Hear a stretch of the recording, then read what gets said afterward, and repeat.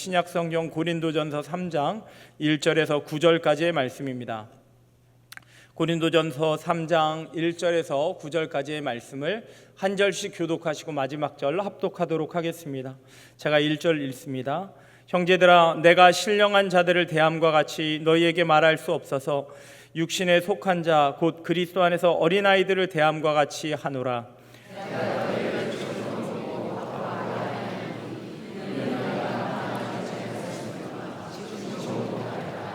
너희는 아직도 육신에 속한 자로다. 너희 가운데 시기와 분쟁이 있으니 어찌 육신에 속하여 사람을 따라 행함이 아니리요.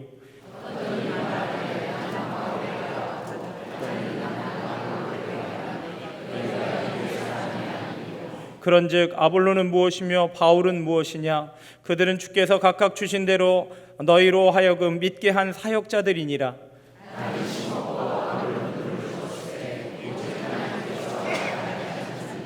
그런즉 심는 이나 물주는 이는 아무것도 아니로되 오직 자라게 하시는 이는 하나님뿐이니라.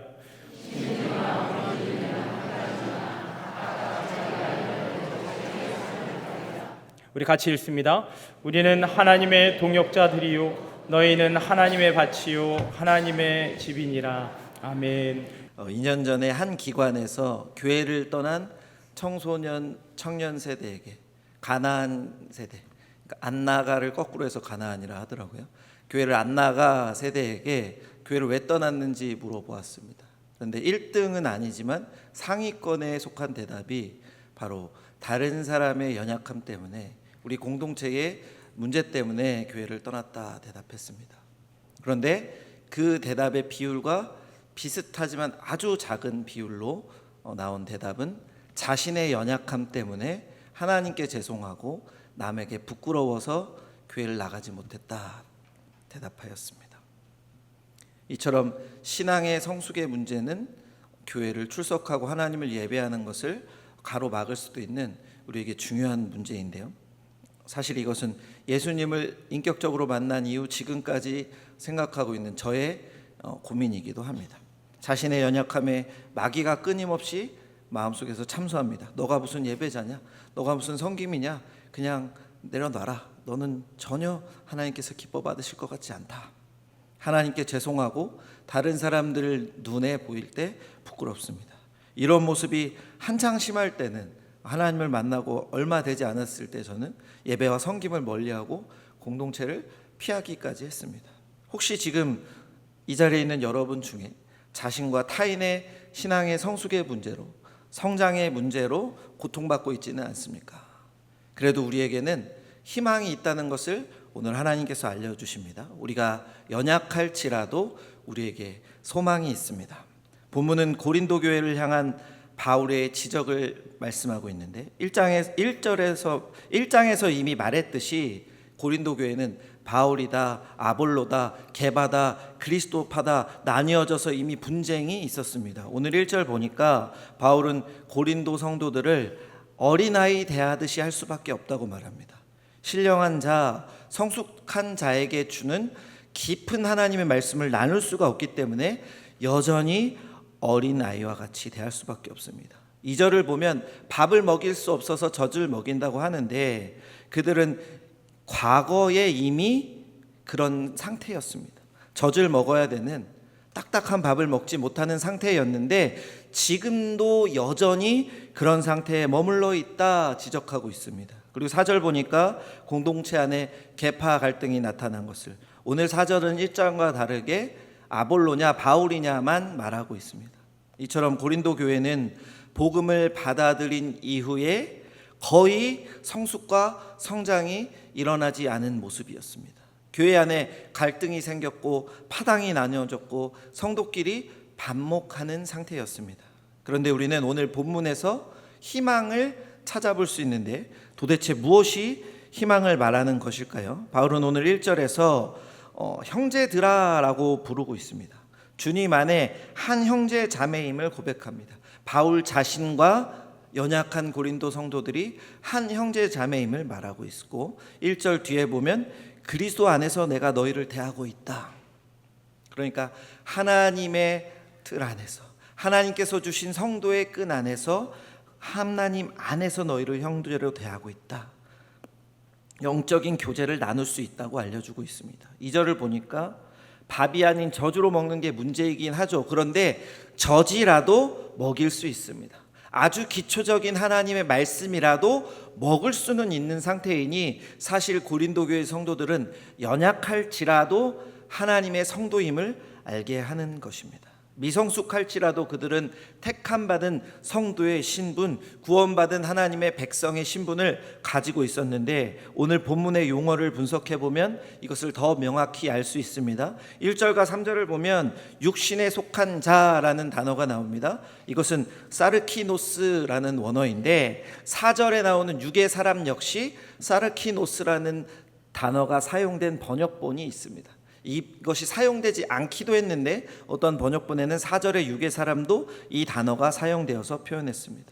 육신에 속했다는 표현으로 보니까 하나님께 속하지 않은 자, 불신자를 얘기하는 것 아닌가 해석하는 이들도 있습니다. 그런데 영을 부정하는 자, 불신자, 하나님께 속하지 않은 육에 속한 사람은 앞장인 2장 14절에 나오는 단어입니다. 이것을 원어로 보면 푸시키코스, 바울은 이것을 일부러 나누어서 표현하고 있는 것이죠. 그럼 3장 육신에 속한 자는 무엇을 의미한 것입니까? 앞서서 우리가 살펴본 것처럼 하나님을 믿는 믿음은 있으나 복음의 씨앗은 뿌리 내렸으나 아직 장성하지 못한 자, 아직 초신자의 상태에 머물러 있는 사람, 더 성장해야 될 부분이 많이 남은 사람입니다. 이것은 구약에서도 비슷한 표현이 나오는데 잠언 1장 4절을 보면 어리석은 자, 젊은 자로 표현됩니다. 이 잠언의 말씀을 통해서 어리석은 자, 젊은 자가 더 성숙하게 되고 하나님의 지혜의 말씀을 받아들여야 된다 표현하는 것에서 그들은 지금 현재에 머물러 있지 말고 성숙해야 됨을 말씀하고 있는 것입니다. 다 이것을 종합해 보면 고린도 교인들은 성도이긴 했지만 미숙한 상태였다. 미숙하지만 성도였다는 것을 우리는 알 수 있습니다. 그런데 진짜 성도를 구분짓는 것은 무엇입니까? 말과 행동이 아니라 예수 그리스도를 우리의 구원자로 믿는 믿음입니다. 오늘 오전에 담임 목사님께서 말씀 주신 것과 같이 로마서 10장 10절 입으로 예수님을 시인하고 나의 구원자이심을 마음으로 믿는 하나님께서 주신 그 믿음이야말로 성도를 구분하는 가장 큰 기준, 유일한 기준임을 믿으시길 바랍니다. 이것을 통해서 오늘 본문을 생각해 본다면 바울이 이들을 형제들아라고 말하고 원어로 구분짓고 성숙해야 될 성도라는 것을 말한다면 이들에게는 믿음이 있다는 것이 전제로 깔려 있다는 것을 우리는 생각해야 됩니다. 이것이 우리에게 희망이 되는 것입니다. 혹시 나의 연약함으로 인해서 나 자신의 부족함으로 인해서 괴로움을 느끼고 계십니까? 구원받은 성도의 기준은 나의 연약함과 성숙함이 아니라 예수 그리스도를 믿는 믿음이라는 것을 기억하시길 바랍니다. 저와 여러분에게 연약함이 있더라도 우리에게 예수님을 믿은 믿음이 있다면 우리는 구원받은 성도입니다. 이 시간 여러분들께 질문을 드리겠습니다. 예수님을 나의 죄를 구원하신 구원자로 믿으십니까? 믿으십니까? 아멘. 감사합니다. 그렇다면 우리는 우리의 연약함과 성숙함과는 상관없이 이미 구원을 받은 자, 택함을 받은 자라는 것을 기억해야 됩니다. 내가 초신자의 상태 같아도 부끄러운 삶을 살고 있어도 믿음이 있으면 주님의 자녀입니다. 오늘 본문 뒷부분을 보면, 오늘 본문이 끝난 뒷부분을 보면 예수 그리스도의 터전 위에 바울이 무엇을 세우고 있다 말하는데 그 뒤에 보석으로 세울지라도 지프로 세울지라도 그것을 그 이후에 심판날에 불로 태운다고 말합니다. 근데 불로 태웠을 때 다 없어지면 불에서 심판받는 것 같이, 불 속에서 구원받는 것 같이 아주 부끄러운 구원을 받게 될 것이라 말합니다. 그런데 태웠는데 공적이 다 없어졌는데 왜 구원을 받는다고 했을까요? 그것은 바로 예수 그리스도의 터전 위에 세웠기 때문입니다. 이 말은 우리가 살펴본 것과 같이 믿음 안에서 하나님을 믿는 믿음으로 살아간 성도의 모습이기 때문에 부끄럽지만 구원은 받을 수 있다는 것을 의미하고 있는 것입니다. 하나님은 독생자 예수님의 보혈로 우리를 구원하셨으니 이것이 우리의 희망인 줄로 믿으시길 바랍니다. 내가 연약할지라도 예수 그리스도의 보혈이 나의 희망임을 받아들이시길 바랍니다. 이와 똑같이 우리 공동체 내에 또 나의 주변에 나를 힘들게 하는 사람이 있더라도 그분에게 예수님을 향한 온전한 고백이 있다면 그분 역시 구원받은 성도임을 기억하시길 바랍니다. 바라기는 성도의 연약함, 나의 잘못된 부분에만 초점을 맞추시어 괴로움과 좌절에 빠지지 마시고 우리를 구원해 주신 하나님의 사랑, 예수 그리스도의 보혈을 생각하며 이것에 감사드리고 하나님의 자녀임을 기억하며 살아가는 저와 여러분 되시기를 주님의 이름으로 축원합니다. 우리의 연약함에도 우리가 희망을 가질 수 있는 첫 번째 무엇이었습니까? 내가 연약해도 나에게 믿음이 있기에 나는 하나님의 자녀입니다. 두 번째 희망은 무엇일까요? 하나님께서 우리를 성숙하게 하시기 때문입니다. 고린도 성도들은 지금 바울이 좋다, 아볼로가 좋다, 게바가 좋다, 아니 난 예수 그리스도가 좋다 등으로 서로 다투고 있었습니다. 그런데 바울의 뛰어난 신학에도 아볼로의 자세하고 섬세한 가르침에도 변하지 않는 결론이 하나 있습니다. 바로 잘하게 하시는 이는 오직 우리 하나님뿐이라는 것입니다.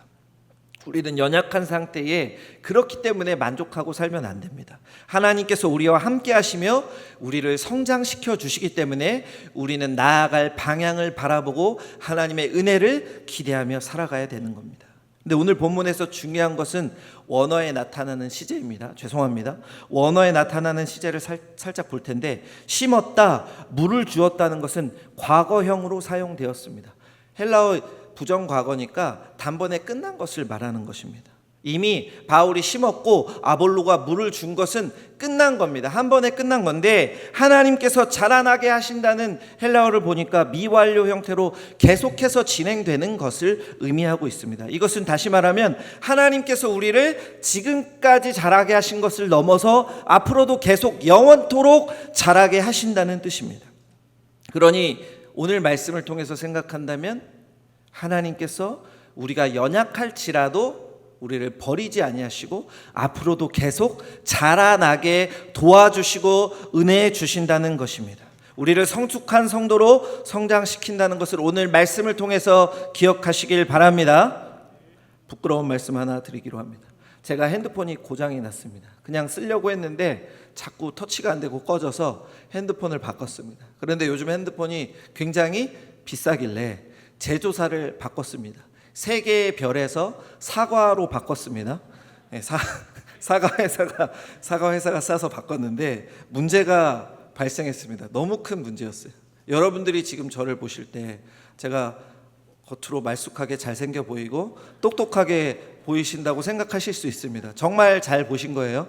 그런데 착각일지라도 감사한 마음을 가지고 있습니다. 제 착각일지라도. 그런데 문제가 뭐냐면 제가 나름 젊다 자부하고 빨리 잘 배운다고 생각했는데 이 사과 핸드폰은 너무나도 어려운 것이었습니다. 그래서 처음 이것을 받았을 때 전원을 켜는 것 외에 아무것도 할 수가 없었습니다. 제가 가진 원래 핸드폰에서 데이터를 넘기는 것도 계속 실패하고 한 5시간 동안 아무것도 못하고 전화는 멈춰있는 상태로 있었습니다. 익숙한 분, 그것을 잘 사용해서 익숙한 분에게 배워서야만이 저장을 하고 문자를 보내고 기본적인 것을 사용할 수 있었습니다. 이때 제 마음속에 어떤 생각이 들었을까요? 이 핸드폰에 이런 기능이 있었구나. 내가 이것을 이제 누리게 되었구나 라는 생각이 들었습니다. 그런데 문득 하나님께서 이 마음을 주셨습니다. 내가 이것을 더 잘 배우고 지금 날 가르쳐준 이 분보다 더 열심히 연구하고 연습하고 익힌다면 이 전화가 가진 원래의 상태, 이것이 우리에게 주려는 유용함을 최대한 누릴 수 있을 텐데 내가 저 단계까지 나아가야겠다 이런 생각이 들었습니다. 여러분 죄송합니다. 상처 받으시면 안 됩니다. 혹시 여러분 중에는 처음 이 핸드폰을 받은 저와 같이 핸드폰의 기초적인 부분만 사용하시는 분이 있을 수 있습니다. 전화, 문자, 카메라만 사용하는 분이 여기 계시지 않습니까? 아니면 어두울 때 후레쉬로 쓰는 용도, 아니면 케이스를 끼워서 지갑 대용으로 쓰는 분들이 있을 수 있습니다. 그렇다면 여러분들은 그 핸드폰의 기능을 아주 기초적인 것만 누리고 있는 상태입니다. 이 핸드폰이 우리에게 주는, 스마트폰이 우리에게 주는 인터넷과 연결되어서 주는 연결과 정보를 누리지 못한다는 것입니다. 이것이 우리의 신앙의 성숙도와도 같은 이야기입니다. 고린도 성도들이 그랬듯이 성숙하지 못한 이들은 구원은 받았지만 구원의 기쁨은 가지고 있지만 성숙해져 가면서 하나님께서 주시는 은혜와 행복과 예수 생명의 참맛을 누리지는 못한다는 것입니다. 오늘 고린도 성도들과 같이 갈등과 다툼 속에 자기의 신분대로 살지 못하고 세상 사람과 전혀 다를 바 없는 상태로 살아갈 수 있습니다. 근데 반대로 하나님의 큰 은혜를 맛보길 원하며 하나님과 동행하는 자, 주신 말씀대로 나 자신을 돌아보고 결단하고 회개하고 순종하는 자에게는 하나님께서 변화의 은혜를 주시고 성장과 성숙을 주시며 하나님께서 우리에게 베푸시려는 복과 은혜와 평안과 행복과 예수 생명을 넘치게 부어주신다는 것을 기억하시길 바랍니다. 또한 은혜의 통로가 되게 하셔서 내가 속한 모든 곳에 하나님의 사랑이 흘러 넘치게 한다는 것입니다. 근데 여기서 꼭 기억해야 될 것은 항상 내 안에 죄와 연약함과의 다툼이 있다는 것입니다. 존 웬 목사님은 신자 안에 내재하는 죄라는 자신의 책에서 이렇게 말합니다. 보여주세요. 죄는 단순히 피해야 할 것이 아니라 매일의 삶에서 반드시 극복해야 할 것이다. 죄는 우리가 그냥 피할 것이 아니라 극복하고 싸워 이겨야 한다는 것입니다. 매 순간에 우리의 순종을 강조한 것입니다. 이것은 갈라디아서 5장 16절과 같이 우리가 성령을 의지해서 성령을 택해서 내 정욕을 이기라고 하신 것처럼 하나님을 의지하고 하나님을 따라야 합니다. 오늘 담임 목사님께서 오전에 말씀하신 것처럼 말씀과 기도로 거룩해져야 되고 선한 일을 행해야 한다는 것입니다. 이 싸움은 천국 가는 그날까지 이어지는 것이니 내가 호흡이 닿는 날까지 매 순간 계속해서 하나님을 의지하며 노력해야 하는 것입니다. 이것을 위해서 하나님께서 우리에게 주신 것이 무엇입니까? 바로 성경 말씀과 우리에게 주신 교회 공동체, 함께하는 성도들입니다. 우리는 말씀을 가지고 공동체와 함께 모든 예배 현장에 나와 하나님을 만나고 성도의 교제와 구제 봉사에 뛰어들며 교육 훈련을 열심히 참여해서 하나님의 말씀이 무엇인지 나에게 주시는 뜻을 배워 나아가야 합니다. 전도와 선교로 복음을 전하고 예수님의 사랑을 전해야 합니다. 이때 하나님께서 나를 변화시켜 주시고 우리 공동체를 사용하시고 성숙의 길로 인도하시며 다툼이 아니라 회복과 치유와 사랑의 말이 넘치는 놀라운 역사를 허락하실 줄 믿습니다. 이처럼 우리가 연약할지라도 하나님께서 나와 함께 하시며 나를 성숙해 하신다는 것을, 영원토록 성장시키신다는 것이 연약할지라도 나에게 주시는 하나님의 은혜요 성도의 희망인 것입니다. 영원토록, 한 번이 아니라 영원토록 주어질 은혜이자 소망이니 우리는 이것을 맛보며 내가 넘어질지라도, 설령 내가 죄를 짓더라도, 설령 내가 다툴지라도 다시 일어나 하나님을 의지하며 나아갈 수 있는 희망을 우리에게 주었다는 것을 기억하시길 바랍니다. 바라기는 현재의 나의 연약함에 무너지지 마시고 지금까지 또 앞으로도 영원토록 나를 인도하시고 나와 함께 하시며 성숙해 하실 하나님만 의지하시며 나아가는 저와 여러분 되시기를 주님의 이름으로 축원합니다. 아멘. 첫 번째는 내가 연약할지라도 하나님의 자녀이기 때문에 희망을 얻을 수 있습니다. 두 번째는 내가 연약할지라도 하나님께서 함께 하시며 성장시켜 주시니 희망을 가질 수 있습니다. 마지막 세 번째는 연약할지라도 하나님께서 나를 하나님의 사명 맡은 자, 하나님의 사역자로 세워주셨으니 희망을 가질 수 있습니다. 모든 성도는 예수님을 전할 예수님의 증인입니다. 여기서 하나님은 우리의 상태에 따라서 그 임무를 나눠주시지 않고 예수님을 믿는 사람 모두에게 복음을 전하라 명하셨습니다. 우리의 성숙도와 상관없이 공통된 임무라는 것입니다. 하나님은 누구십니까? 천지의 주인, 우리의 구원자, 이 세상의 통치자이신데 그분께서 자신을 대신해서 우리에게 하나님의 복음을 전할 임무를 맡겨주셨다. 하나님 나라의 대사로 우리를 세워주셨다는 것은 우리에게 큰 영광이요 자부심이 되어야 합니다. 그런데 이 임무를 맡아서 이 사명을 감당해서 우리가 살아갈 때 분명히 기억해야 될 것이 있습니다. 그것은 바로 하나님께서 우리가 각자 알아서 잘하는 것을 원하지 않으시고 하나 되어 섬기는 것을 원하신다는 것입니다. 이것은 예수님의 기도, 예수님께서 십자가에 못 박혀 돌아가시기 전에 제자들 위해 또 제자들을 통해서 복음을 만날 그 이후에 모든 성도들을 위해 기도하신 요한복음 17장에 나타나는데 17장 11절 제가 읽어드리겠습니다. 나는 세상에 더 있지 아니하오나 그들은 세상에 있었고 나는 아버지께로 가옵나니 거룩하신 아버지여 내게 주신 아버지의 이름으로 그들을 보존하사 우리와 같이 그들도 하나가 되게 하옵소서. 아멘. 예수 그리스도께서 성부, 성자, 성령께서 하나이신 것처럼 모든 성도들이 주 안에서 하나 되길 예수님께서 간절히 기도하셨다는 것을 기억해야 됩니다. 예수님의 제자는 하나 되어 섬겨야 하는 존재인 것입니다. 그런데 오늘 본문에서는 어떻습니까? 고린도 성도들은 내 뜻과 나 자신만 중요하게 여기며 서로 다투고 바울파, 아볼로파로 나누어져서 서로 욕하고 손가락질했습니다. 이를 지적하는 바울이 아주 중요한 것을 강조하는데 그것은 우리는 아무것도 아니다. 오직 하나님만 생각하라는 것입니다. 우리 5절 말씀, 오늘 본문 5절 말씀 같이 읽겠습니다. 그런즉 시작. 그런즉 아볼로는 무엇이며 바울은 무엇이냐? 그들은 주께서 각각 주신 대로 너희로 하여금 믿게 한 사역자들이니라. 아멘. 아볼로는 무엇이냐? 바울은 무엇이냐? 이 말은 여기에 신경 쓰면 안 된다. 아무것도 아니라는 뜻입니다. 너희가 여기서 나눠져서 싸우고 있는데 거기에 집중할 필요가 없다. 하나님의 사역자라는 것이 중요하다. 그런데 이 사역자라는 단어는 디아코노인데 다른 성경에서 집사로 번역되기도 하였습니다만 성경 신약에서 16번이나 일꾼이라는 단어로 사용되었습니다. 디아코노스는 섬기다는 의미가 중요한 것인데 지금 여기서 사역자라는 것에 강조하는 것은 무엇을 말할까요? 하나님을 섬기는 사역자일 뿐이다. 누가 잘하고 누가 멋있고 누가 마음에 드는 게 중요한 것이 아니라 누가 성숙하고 누가 더 마음에 든다는 것이 중요한 것이 아니라 하나님께서 맡겨주신 사명을 감당하는 사역자의 신분이 똑같이 있다는 것이 중요하다는 것입니다. 바울과 아볼로는 그저 하나님의 일꾼, 하나님의 하인, 하나님과 교회를 섬기는 사람일 뿐이라는 것입니다. 바울과 아볼로는 주체가 아니라 하나님께 종속된 자, 하나님이 주체시라는 것을 우리는 기억해야 되는 것입니다. 이어서 8절과 9절도 중요한데 8절 제가 읽겠습니다. 심는 이와 물 주는 이는 한 가지이나 각각 자기가 일한 대로 자기의 상을 받으리라. 바울은 심는 것과 물 주는 것은 한 가지라고 말합니다. 왜요? 같은 사역이니까. 중요한 것은 무엇입니까? 9절입니다. 우리는 하나님의 동역자들이요 너희는 하나님의 밭이요 하나님의 집이니라.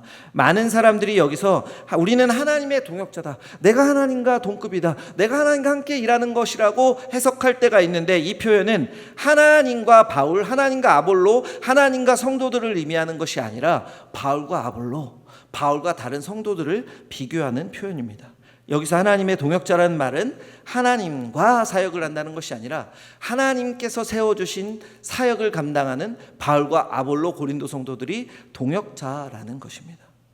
엄밀히 말하면 바울과 아볼로를 말하는 것이죠. 그런데 바울은 고린도 성도들도 그 동역자가 되기를 원하는 것입니다.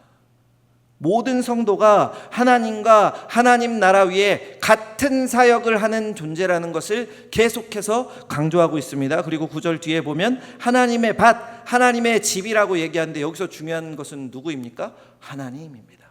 너희가 중요한 것이 아니라 그 밭에 복음의 씨앗이 뿌려져서 자라는 것도 중요하지만 하나님의 밭이라는 것이 중요하고 하나님의 집, 하나님이 내주하시고 하나님이 거주하시는 성전이라는 것을 강조하며 밭과 집은 내 뜻을 내려놓고 하나님 말씀대로 하나님 뜻대로 자라가며 하나님이 거주하시기에 좋은 것으로 자라나야 된다는 것을 강조합니다. 결국 오늘 바울은 무엇을 말하고 있습니까? 성숙한 신앙인이 되어서 하나님의 뜻을 함께 감당하도록 자라나자. 그것을 위해 분파주의로 싸우지 말고 하나 되자. 왜냐하면 내가 중요한 것이 아니라, 내가 하는 사역이 중요한 것이 아니라, 내가 사역하는 평가가 중요한 것이 아니라 하나님을 섬긴다는 것이 중요한 것이고 하나님을 함께 섬긴다는 것이 중요하기 때문인 줄로 믿으시길 바랍니다. 그러니 모든 성도는 하나님께서 주신 사명을 감당하는 동역자일 뿐이고 하나님을 섬기는 사역자, 섬기는 종일 뿐이니 서로 판단하거나 우열을 나누는 데 집중하지 말고 사랑으로 하나 되고 함께 하나님을 섬기는 데 집중해야 될 줄로 믿습니다. 에베소서 4장 1절이 이것을 말합니다. 부르심 받은 것에 합당하게 행해야 된다. 그런데 2절과 3절에서 이것을 부연 설명하고 있습니다. 모든 겸손과 온유로 대해야 되고 오래 참음과 사랑 가운데서 서로 용납하고 평안을 맺는 줄로 성령이 하나 되게 하신 것을 힘써 지켜야 된다. 이것이 우리의 모습이 되어야 할 줄로 믿습니다. 다른 사람을 볼 때, 또 나 자신을 볼 때 연약한 모습이 보이고 서로 입을 열 수밖에 없지만, 저 역시 그럴 때도 있지만, 마음속으로 판단하고 말하며 손가락질할 때도 있지만, 하나님께서 원하시는 것은 하나 되어서 섬기는 것, 힘써서 하나 되게 하신 것을 지키는 것이라는 것을 기억하시길 바랍니다. 마귀는 이것을 무너뜨려서 옆 사람을 비판하고 좋아하는 사람끼리 뭉치라 그러고 결국엔 분파주의가 되고 좋아하는 사람끼리 뭉친 공동체도 무너지게 만든다는 것입니다. 저와 여러분의 입술을 하나님의 사랑을 전하는 도구가 아니라 불평과 판단과 난임의 도구로 사용한다는 것입니다. 하지만 우리는 오늘 살펴본 것과 같이 하나님께서 임무를 주셨기 때문에, 나에게 함께 사명을 감당할 동역자를 주셨기 때문에 온전히 하나님 뜻대로 나아가야 하는 것입니다. 하나님의 뜻을 기억하고 하나님의 사명을 온전히 맡아 지키며 하나 되게 하신 뜻을 힘써 지켜야 하는 것입니다. 그것이 동역자를 축복하는 길, 동역자가 하나 되게 내가 먼저 희생하고 섬기는 길이라는 것입니다. 이것이 바로 예수님께서 인간의 몸으로 이 땅에 오셔서 목숨 바치시어 우리를 구원하신 이유, 하나님께서 우리에게 믿음을 주신 이유, 성령님께서 우리 안에 내주하시며 동행하시며 알려주신 이유, 지금도 하나님의 보좌 앞에서 우리를 위해 기도해 주시는 이유라는 것을 기억하시길 바랍니다. 바라기는 내가 연약할지라도, 다른 사람이 연약할지라도 우리 모두 천지의 주인 위대하신 하나님의 사명을 맡은 같은 동역자라는 사실을 기억하시고, 하나님께서 나에게 사명 맡겨주셨음에, 나에게 함께할 사역자가 있음에 힘과 위로를 얻으며 하나님께서 주신 공동체를 함께 세워나가는 데 힘쓰시는 저와 여러분 되시기를 주님의 이름으로 축원합니다. 우리의 연약함과 부족함에도 하나님은 우리를 하나님의 자녀 삼아 주셨습니다. 우리를 자라나게 하십니다. 우리에게 하나님의 사명을 맡기시고 동역자를 주셔서 하나 되며 함께 사역하라고 하셨습니다. 혹시 지금 나 자신이 부족하게 느껴지십니까? 다른 사람을 볼 때 마음속에 불편함이 일어나고 입이 근질거리십니까?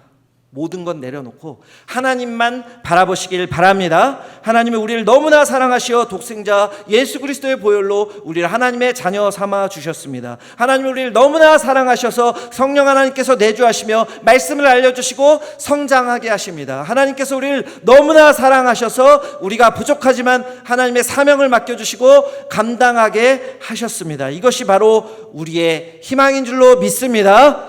하나님의 뜻은 우리의 어떠함이 아니라 하나님의 마음과 하나님의 사랑에 달렸다는 것을 기억해야 됩니다. 이것이 우리의 진정한 소망이요, 희망이요, 위로입니다.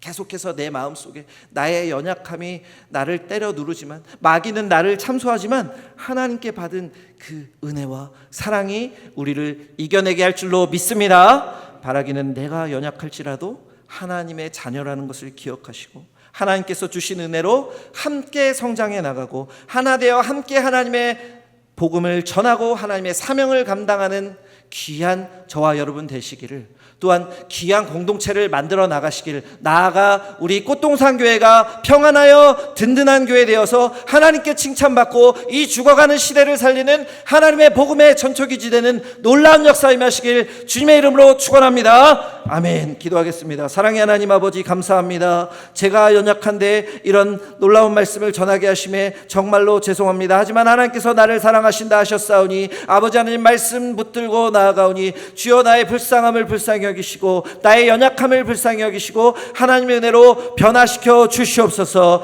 아버지 하나님 사랑으로 우리가 이 자리에 서 있습니다. 하나님 말씀과 하나님 은혜 구하며 나아가오니 모든 죄를 용서하시고 오직 강단에서 주시는 담임 목사님과 동사 목사님 말씀으로 변화되고 세워질 수 있도록 모든 성도를 만져 주시옵소서. 하나님의 사랑으로 하나 되게 도와주시옵소서. 그래야 우리 안에 다툼과 갈등이 아니라 하나 되게 하는 놀라운 역사가 임하는 하나님의 기적을 부어 주시옵소서. 감사드리며 우리 주 예수 그리스도의 이름으로 기도드렸습니다. 아멘.